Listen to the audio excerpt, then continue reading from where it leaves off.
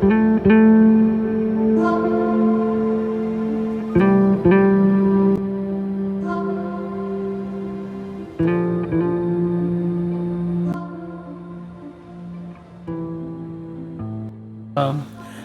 साक्षात् परब्रह्म तस्मै श्री गुरुवे नमः। बोलो बाबा आनंदनाथ जी महाराज की जय। शंभो जति गुरु गोरक्षनाथ जी महाराज की जय।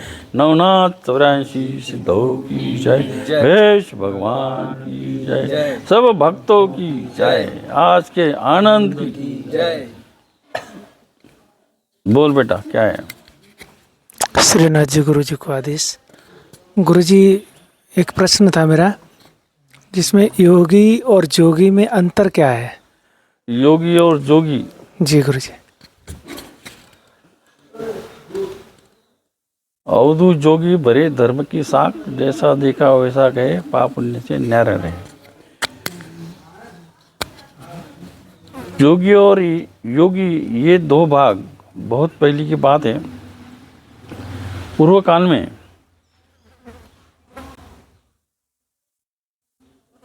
हमारे कुंभ क्षेत्र में नवनाथ 84 सिद्धों का दरबार भरा था।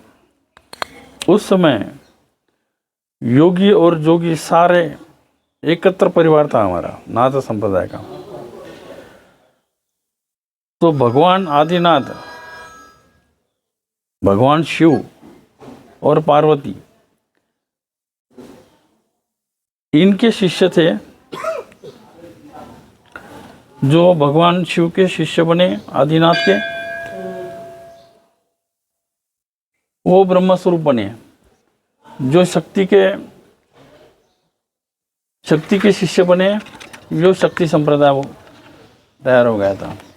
उसी प्रकार गुरु गोरक्षनाथ जी के भी शिष्य थे। तो भगवान आदिनाथ के कितने 18 पंथ थे। उसमें जोगी और योगी दोनों थे। उसी प्रकार गुरु गोरक्षनाथ जी के भी 2 पंथ थे, योगी और जोगी। पहले योगी और जोगी का भेद देख लिए। योगी वही है जो योग साधना करके ब्रह्म तत्व को पा लेता है और ब्रह्मचार्य का पालन करता है, सात्विक भोजन करता है, क्या नशा वगैरह करता नहीं। इस प्रकार के जो ब्रह्मज्ञानी योगी होते हैं, तो उसको योगी बोला गया है। जो सन्यासी है और जोगी वो है जिन्होंने गृहस्थ धर्म को स्वीकारा है, क्या। तो शिव और शक्ति के रूप में ये जोगी लोग रहते हैं, क्या। तो ऐसे भगवान शिव के 18 पंथ थे, जिसमें 6 पंथ सन्यासी के थे, जिसको योगी बोलते हैं, और बाकी जो पंथ थे वो गृहस्थ जोगी थे। उसी प्रकार गुरु गोरक्षनाथ जी के भी 6 पंथ सन्यासी थे और 6 पंथ गृहस्थ थे। तो वो इस प्रकार के योगी और जोगी। तो फिर उस समय संप्रदाय क्या मीटिंग हुई। मीटिंग में ये बात तय हो गई कि चलो योगी एक साइड में कर देंगे, जोगी एक साइड में कर देंगे, क्या।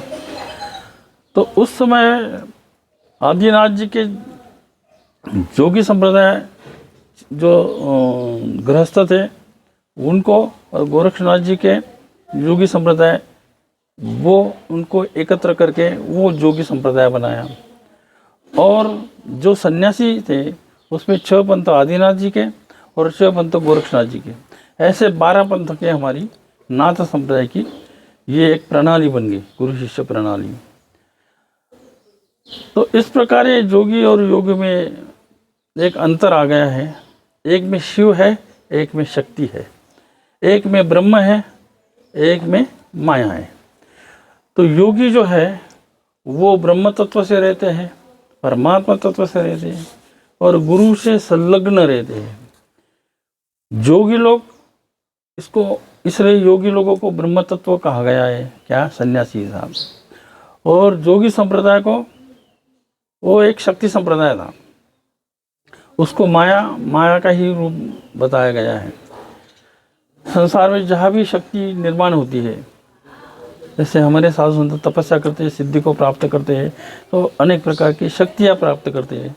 तो ये क्या होता है, ये माया में आ जाता है, ब्रह्म तत्व में नहीं। ब्रह्म तत्व में ज्ञान तत्व होता है क्या। तो जो इस प्रकार से ब्रह्म तत्व को प्राप्त करके माया पे विजय पाके सन्यासी हो जाती है, वो है योगी संप्रदाय, जो अपने गुरु गोरक्षनाथ जी को अपना इष्ट मानते हैं और जो संसार में रहते हुए माया को जीत के माया दृष्ट रूप में संसार करते हैं, वो है योगी संप्रदाय क्या। इसलिए ये दोनों योगी और जोगी में गुरु बनाना बड़ा आवश्यक है। जोगियों ने गुरु इसलिए बनाना चाहिए कि माया की सब गतिविधियां करते हुए ब्रह्म तत्व को कैसे प्राप्त करना है, या संसारिक सभी कर्म को, संसारिक जितने भी गतिविधियां हैं, इसको दृष्टा रूप से कार्यभाग करके धर्म अर्थ काम मोक्ष इस रूप से कैसे जाना है, ये उनको गुरु ही सिखाएगा। गुरु से ही वो ज्ञान मिलता है। और योगियों को तपस्या कैसे करनी है, साधना कैसे करनी है, और उस ब्रह्म तत्व को कैसे पाना है, परमपिता परमेश्वर को भी कैसे प्राप्त करना है, और मोक्ष मुक्ति को जाना है। तो इनका मार्ग क्या है, इनका मार्ग है त्याग, वैराग्य, ज्ञान और मुक्ति। तो इस रूप से ये दोनों चीज़ को, चाहे योगी हो चाहे जोगी हो, इनको गुरु तत्व की प्राप्ति होना बड़ा आवश्यक है।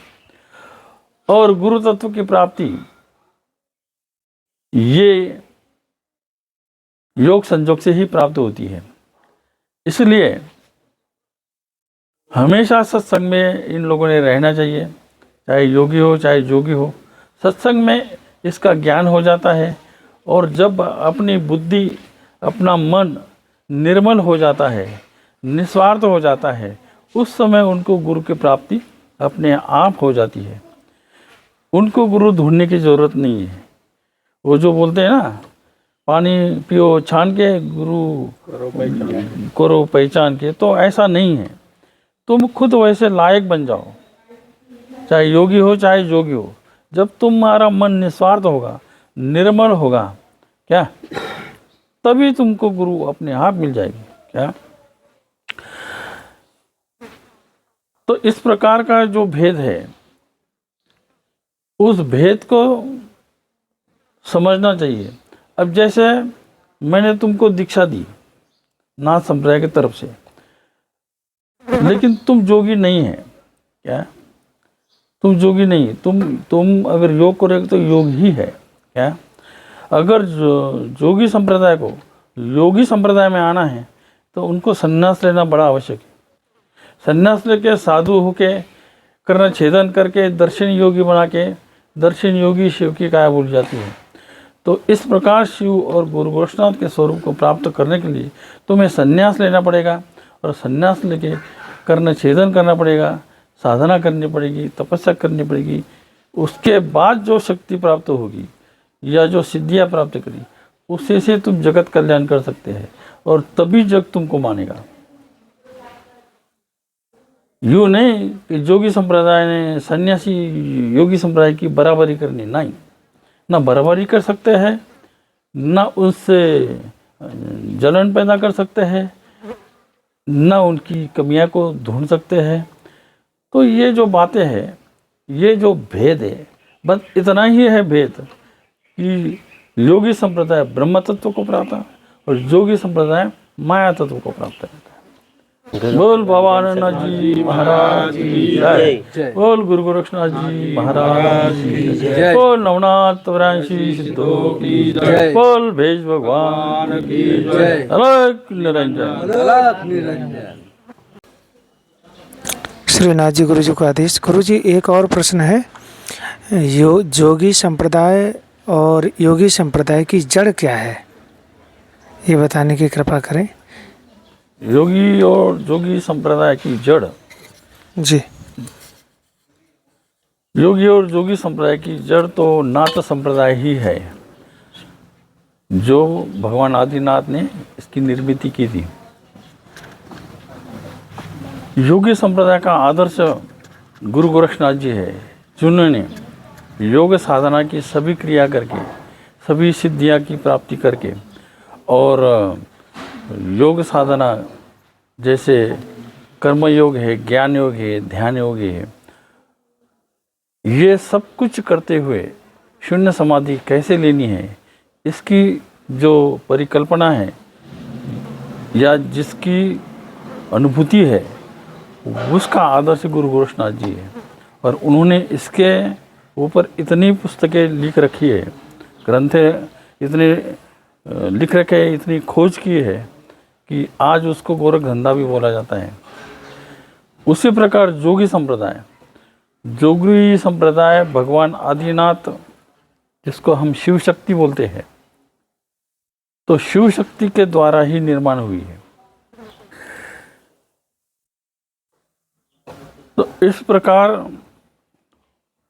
पूर्व काल में भगवान आदिनाथ और पार्वती शक्ति दोनों अपने कैलाश पर्वत पे बैठे थे। शक्ति ने कहा कि हे भगवान, हे पतिदेव, हे गुरुदेव, मैं आपके योगी संप्रदाय के जो सिद्ध पुरुष है उनकी परीक्षा लेना चाहती हूँ, इसलिए योगी संप्रदाय को आप यहाँ आमंत्रित करो बोले, उनको भोजन मैं बना के खिलाऊंगी बोले। आदिनाथ बोले ठीक है। क्या? तो भगवान आदिनाथ ने उत्तर दिशा से गुरु गोरक्षनाथ को बुलाया, क्या पूर्व दिशा से मच्छिंद्रनाथ को बुलाया, पश्चिम दिशा से जालंधरनाथ को बुलाया, दक्षिण दिशा से कानिपनाथ को बुलाया। इस प्रकार के 4 दिशा के 4 योगियों को उन्होंने आमंत्रित किया। कैलाश पर्वत पे ये 4 योगीश्वर, मच्छिंद्रनाथ, उनका शिष्य गुरु गोरक्षनाथ, क्या और जालंधरनाथ, उनके शिष्य कानिपनाथ, इस प्रकार के गुरु शिष्य चारों दिशा से सिद्ध पुरुष होके आए। और फिर माता पार्वती ने सभी को बिठाया भोजन के लिए, और वो उसने अन्नदान करना शुरू कर दिया। उनको भोजन परोसने के लिए उसने खुद उसको भोजन परोसना शुरू कर दिया।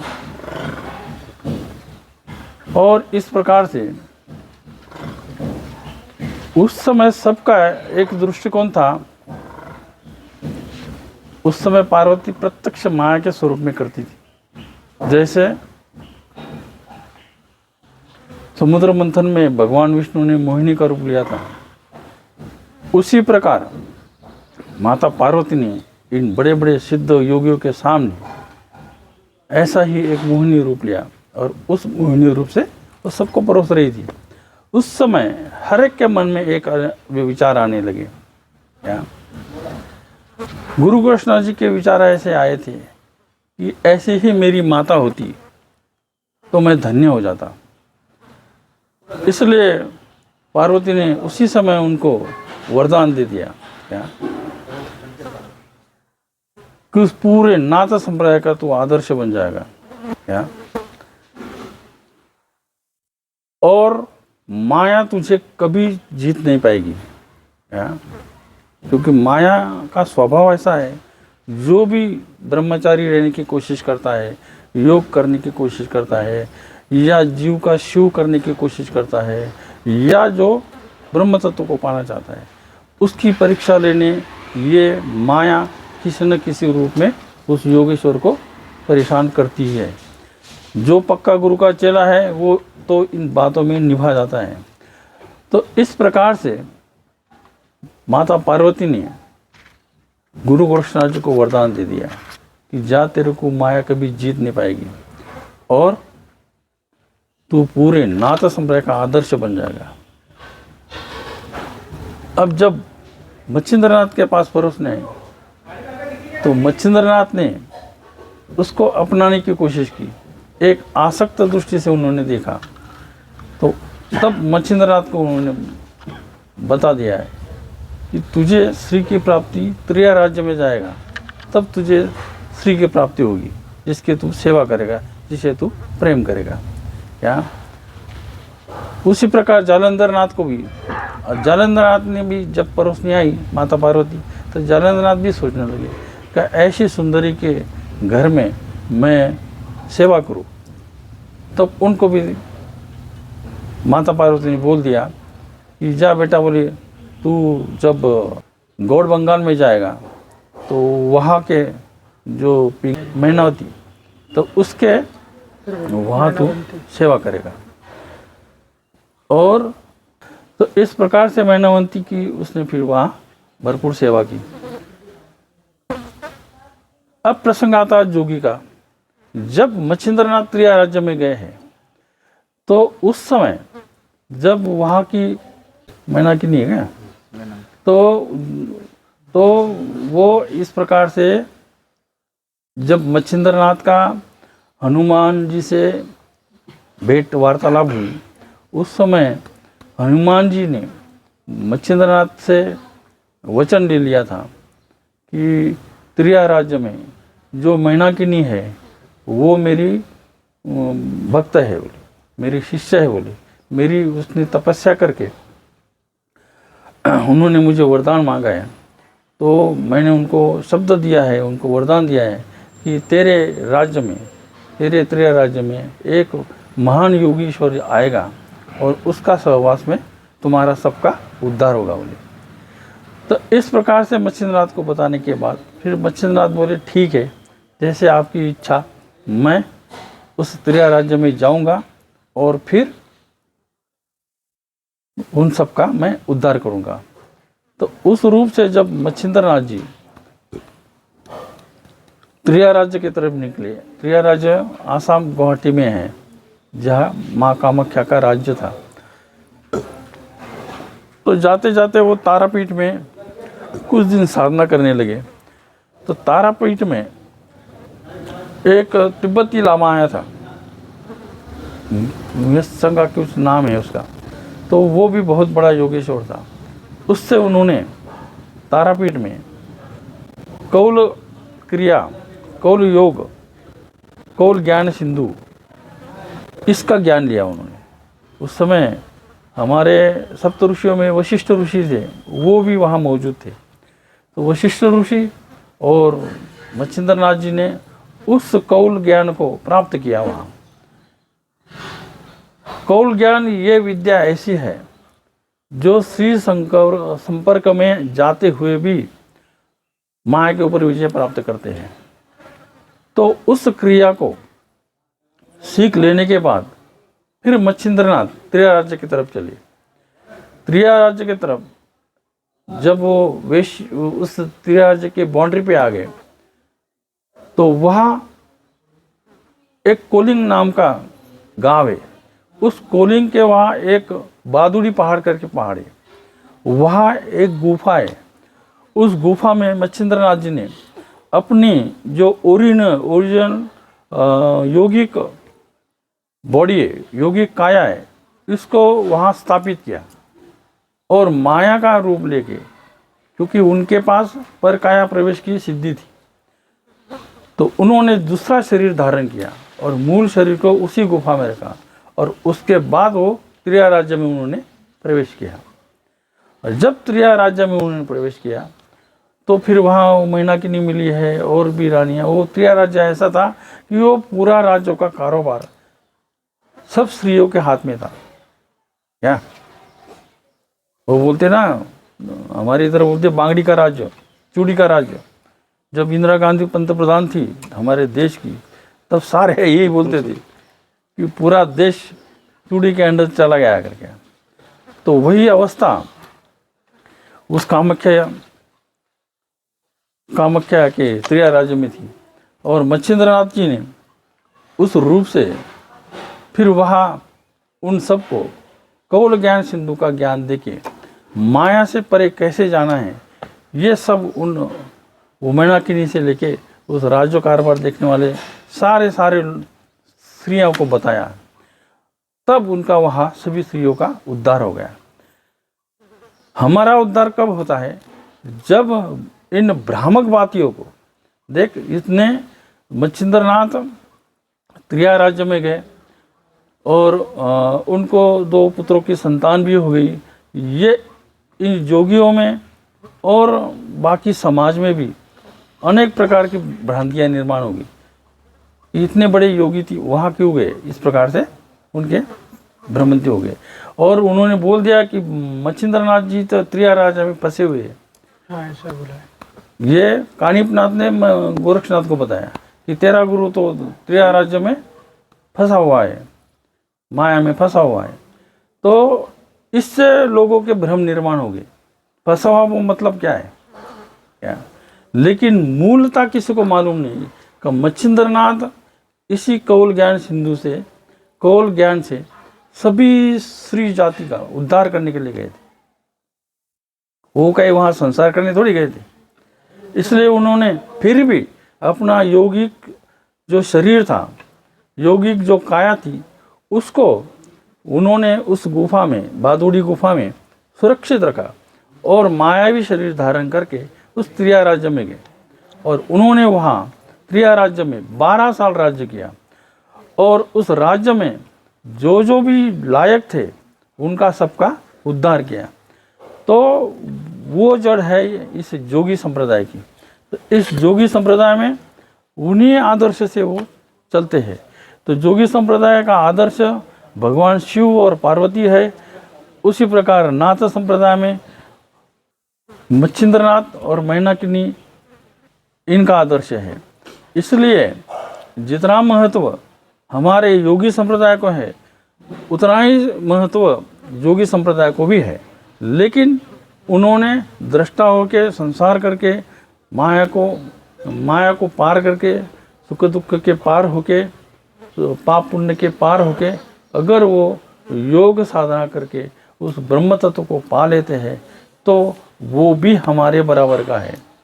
क्या गृहस्थी से ब्रह्म तत्व को कैसे प्राप्त करना है, ये मच्छिंद्रनाथ ने वहाँ त्रिया राज्य में सबको सिखाया। जब से ये योगी संप्रदाय प्रचलित हुआ और उसका प्रचलन हुआ और उसका विस्तार भी हुआ। क्या आज नाथ संप्रदाय के ये जो योगी और जोगी संप्रदाय है, तो ये जोगी संप्रदाय माया के अधीन है, इसलिए इसका विस्तार बहुत ज़्यादा है। जबकि संन्यास संप्रदाय जो हमारा योगी है, इसका विस्तार थोड़ा कम है। क्या जब तक जोगी संप्रदाय के लोग संन्यास दीक्षा लेके उस कर्ण छेदन करके जीव का शिव नहीं कर सकते, तब तक वो जोगी ही मानी जाएगी।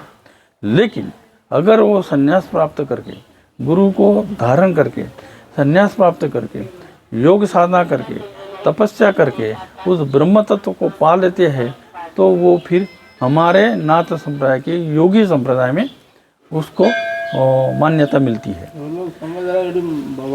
तो इस प्रकार से हमारा योगी और जोगी संप्रदाय ये परिपूर्ण है। माया से ब्रह्म की तरफ कैसे जाना है, ये योगी संप्रदाय समझाता है। और ब्रह्म तत्व से माया के ऊपर विजय पाके ब्रह्म तत्व में कैसे जाना है, ये योगी संप्रदाय से सिखाता है। इसलिए ये इतना ही भेद है सब एक ही है।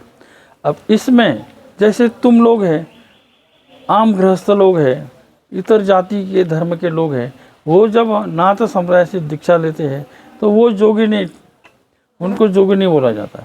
जोगी की जड़ ये है।